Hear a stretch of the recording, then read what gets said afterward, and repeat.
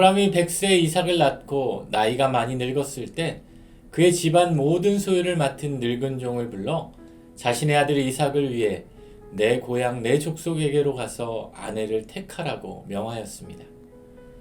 아내 사라를 먼저 보냈던 아브라함이었기에 자신이 더 늙고 힘이 없기 전에 자신의 아들 이삭의 가정을 더 늦기 전에 이루어주고 싶은 마음이 간절했을 것입니다. 그리고 하나님께서 이 땅을 나와 내 자손들에게 주셨기에 이삭을 위해 그 땅에서 떠나 가나안 땅으로 나올 여인을 찾으라고 명하였습니다. 오늘 본문에서 자신의 늙은 종을 보내어 아들 이삭의 아내를 구하는 과정에서 하나님께서 자신에게 주신 그 약속의 말씀을 붙잡고 의지하는 아브라함의 믿음의 모습을 발견할 수 있게 됩니다. 자신의 아들 이삭의 아내를 구하는 것도 중요한 일이지만 이 일을 이루기 위해서도 아브라함은 하나님의 약속에 근거하여 이삭과 그의 아내가 자신에 이어 하나님께서 주시는 이 가나안 땅에 거주하여 살아갈 수 있기를 간절히 바라고 있음을 알 수 있게 됩니다.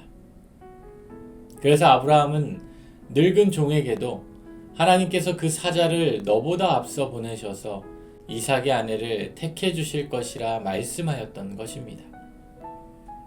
우리 인생에 여러 가지 문제를 해결하는 것도 중요하지만 그 문제를 내 방식과 내 원대로 해결하는 것이 아니라 그런 문제들을 하나님의 방식대로 하나님의 뜻대로 해결하는 것이 우리에게 더욱 중요한 과정이며 하나님께서 원하시는 방식입니다.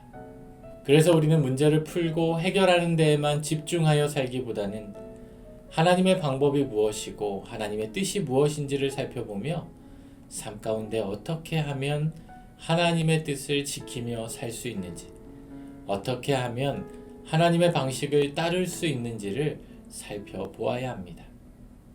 오늘 하루도 주말을 시작하며 우리의 삶 가운데 하나님의 뜻과 방식을 따르는 삶이 될 수 있도록 우리의 삶을 더욱 살피는 은혜로운 하루가 되시기를 우리 주님의 이름으로 축원합니다. 기도하겠습니다.